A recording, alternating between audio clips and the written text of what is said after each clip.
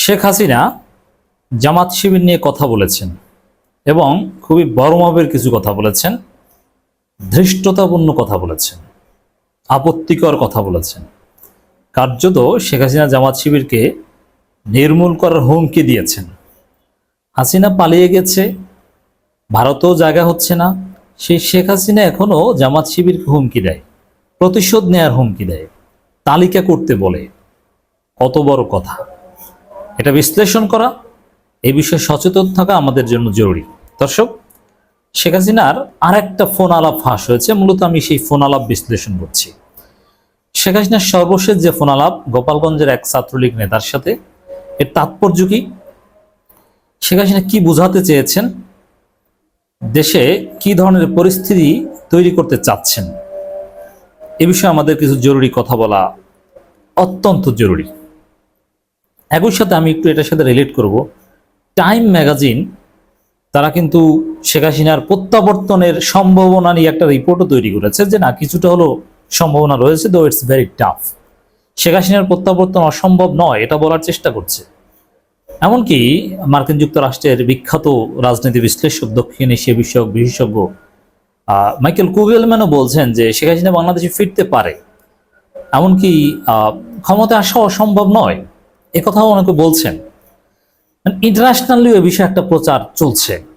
আন্তর্জাতিকভাবে গ্রহণযোগ্য বিভিন্ন পত্রিকা, ম্যাগাজিন, তারাও এরকম একটা কনসেপশন এস্টাবলিশ করার চেষ্টা করছে যে শেখ হাসিনা বাংলাদেশে ফিরতে পারেন, এবং শেখ হাসিনাও ফোন আলাপের মাধ্যমে সেরকম একটা বার্তা দেওয়ার চেষ্টা করছেন। দেখেন, গোপালগঞ্জের এক কথিত ছাত্রলীগ নেতার সাথে হাসিনার যে ফোন আলাপ, আমি মনে করি হাসিনার কোনো অনুসারী তার সাথে ফোনে কথা বলে তার অনুমতি ছাড়া সে ফোন আলাপ ফাঁস করে দিবে, এটা আমি মনে করি না।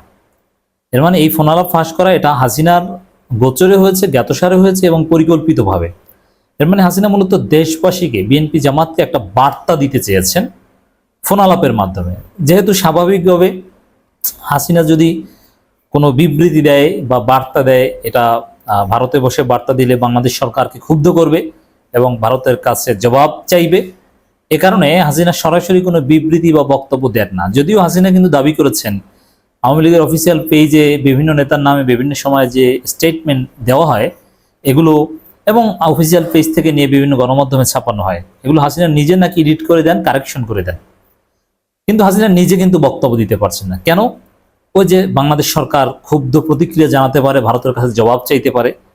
আর এই কারণেই হাসিনার যে স্টেটমেন্ট, হাসিনার বিবৃতির সিস্টেম হচ্ছে বিভিন্ন অখ্যাত নেতার সাথে ফোনে কথা বলে পরিকল্পিতভাবে সেটা ফাঁস করে দেওয়া। অতএব গোপালগঞ্জের সেই ছাত্রলীগের এক জয়েন্ট সেক্রেটারি টাইপের এক নেতার সাথে হাসিনার যে ফোন আলাপ, এটা হাসিনার একটা বিবৃতি হিসাবে আমি উল্লেখ করতে চাই। এবং এর একটা তাৎপর্য রয়েছে যে হাসিনা কিন্তু কোনো গুরুত্বপূর্ণ নেতার সাথে কথা বলছে না, অখ্যাত নেতা, ছোটখাটো নেতা, এক গোপালগঞ্জের কোন শাখা তাও স্পষ্ট না, যুগ্ম সাধারণ সম্পাদক টাইপের একজন নেতার সাথে কথা বলছেন। এত নিচু লেভেলের লোকের সাথে তো হাসিনা কথা বলার কথা নয়। তাহলে কেন বলছেন? This is significant. কারণ ওই যে বিবৃতি দিতে হবে এবং বড় নেতাদের মাধ্যমে সাথে বলছেন না,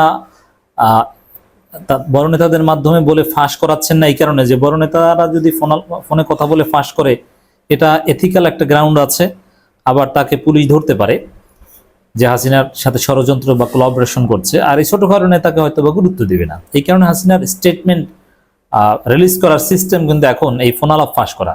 প্রত্যেকটা ফোন আলাপকে হাসিনার এক একটা পলিটিক্যাল স্টেটমেন্ট হিসেবে, বিবৃতি হিসেবে আমরা উল্লেখ করতে চাই। দর্শক, তো এখানে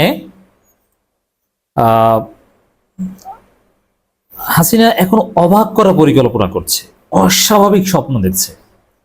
একটা কথা ইম্পর্টেন্ট, হাসিনা বলছেন যে আল্লাহ যদি আবার সুযোগ দেয়, 2008 সালে ক্ষমতার আসার পর 8 সালে নির্বাচন, মানে 9 সালে যে সরকার গঠন করেছে, তিনি নাকি প্রতিশোধ দেননি, কিছু বলেননি। কিন্তু এবার আল্লাহ সুযোগ দিলে খবর আছে হাসিনা উচিত শিক্ষা দিবে, এবং তিনি বলছেন যে আমি যা বলি তা করি। এর মানে কি জানেন? হাসিনা যদি কোনোভাবে আবার বাংলাদেশে আসতে পারে, ক্ষমতায় আসতে পারে, তাহলে আমাকে, আপনাকে, আপনাদের সবাইকে, গণতন্ত্রকামী সবাইকে কচু কাটা করবে।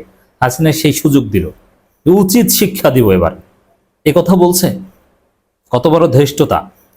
এবং আল্লাহ যদি ক্ষমতা দেয়, আসলে এদের আল্লাহ রাসূলের নাম নেওয়াটার তাৎপর্য কি? ওই যে হাসিনা গণভবনে বসে মদ খেত আর প্রচার করতো, তাহাজ্জুদ করতো, মানে এই বিষয়টা কিন্তু অনেকটা এরকম। এরা যখন এই আল্লাহর রহমত বা আল্লাহ ইনশাল্লাহ বলবে, এদের ধান্দাবাজিটা বুঝতে হবে। এরা মদ খেয়ে তাহাজ্জুদ প্রচার করে, ওইরকম এটা ফেক, এটা মুনাফিকি, এটা প্রকৃতপক্ষে আল্লাহর প্রতি কোনো তাওয়াক্কুল এরকম কিছু না। তো হাসিনা দেশে এসে এবং বলছেন যে গোপালগঞ্জের কোন থানার নাকি ওসি তাকে তার লিস্ট দিতে বলছেন, সে কত সালে জয়েন করেছে, কোন দল করতো, কে, তার নাম কি, মানে খবর আছে। ওসিকে থ্রেট দিয়ে দিছে, একজন ওসিকে থ্রেট দেয় যে খবর আছে, যে আমি এই করলাম সেই করলাম, এখন আমার জন্মদিন পালন করতে দেয় না, গোপালগঞ্জের উপর হাত দিলে নাকি তার হাত পুড়ে যায়। এর মানে থ্রেট দিয়েছে সেনাবাহিনীকে, পুলিশকে, গোপালগঞ্জে ঢুকে যৌথ অভিযান পরিচালনা করে যৌথ বাহিনী, মানে এগুলোকে থ্রেট দিয়েছে যে হাত পুড়ে যাবে। এবং কোনো এক ওসিকে থ্রেট দিয়েছে, সম্ভবত টুঙ্গিপাড়ার বা এরকম হবে, বা গোপালগঞ্জ সদরের খবর আছে, এবং হাসিনার কাছে সব তথ্য আছে। গোপালগঞ্জের হয়তোবা পুলিশ প্রশাসনে একজনকে বসিয়েছে নাকি ছাত্রদল, আর একজন শিবির, হতেই পারে। এর মানে কি তাদের খবর আছে, ছাত্রদল শিবির বসাতে পারবে না, বসাতে হবে কি সাবেক ছাত্রলীগ, এখনই সেটা প্রত্যাশা করেন। মানে প্রচ্ছন্ন হুমকি দিয়েছেন শেখ হাসিনা, এবং তিনি আবার যদি ক্ষমতা আসতে পারেন তাহলে কঠিন শিক্ষা দেওয়া হবে, কথা বলছেন। এর মানে হাসিনার পরিকল্পনা হচ্ছে, নিঃসন্দেহে এটা অবাক করা পরিকল্পনা, হাসিনার পরিকল্পনা হচ্ছে তিনি দেশে আসবেন, তিনি আবারও ক্ষমতায় আসবেন, তারপরে প্রতিশোধ নেবেন, উচিত শিক্ষা দিবেন আমাদেরকে, এই খায়েশ হাসিনা দেখছে।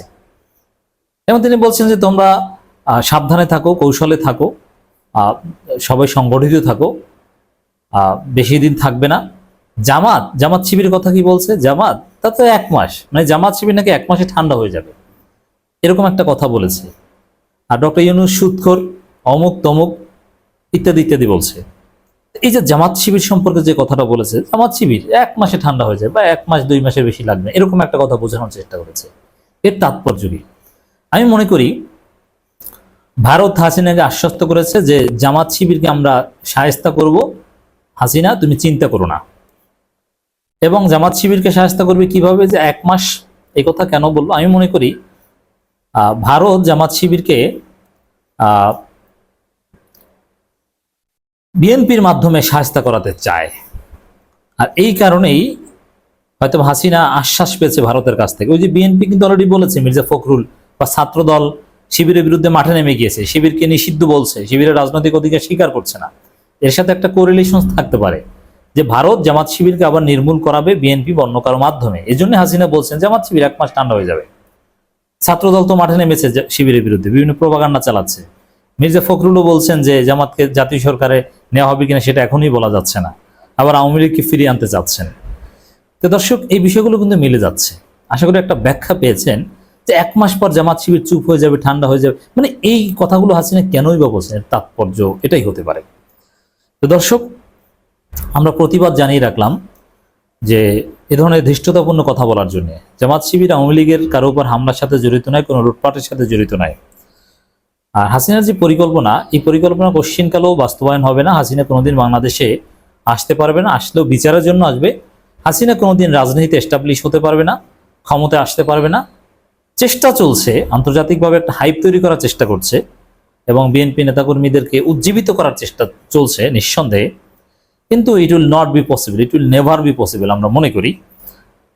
জাস্ট নেতাকর্মীদের একটু মনোবল ধরে রাখা বা ষড়যন্ত্র চেষ্টা, এটার সাথে যদি একটু রিলেট করেন, সজীবজের জয়ের লবিস্ট নিয়োগ, মানে একদিকে যুক্তরাষ্ট্রে লবিস্ট নিয়োগ করছে, একদিকে হাসিনা বলছে যে আল্লাহ যদি আবার ক্ষমতা দেয় বা সুযোগ দেয় তাহলে উচিত শিক্ষা দিব, কঠিন শিক্ষা দিব এবার।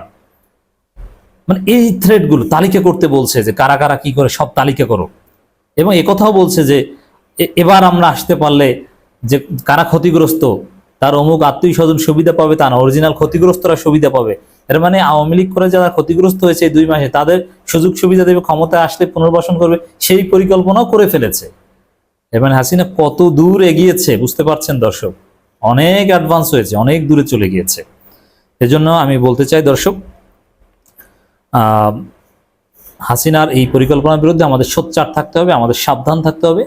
বিএনপি জামাত ঐক্যের কোনো বিকল্প নেই, মির্জা ফখরুলকে সরিয়ে দিতে হবে, এবং মির্জা ফখরুল যে আওয়ামী লীগের পক্ষে বলেছেন, তারপরেই কেমন যেন লবিস্ট নিয়োগ, হাসিনার আওয়ামী লীগের একের পর এক বিবৃতি এবং হাসিনার এই সিস্টেমেটিক স্টেটমেন্ট সামনে আসছে।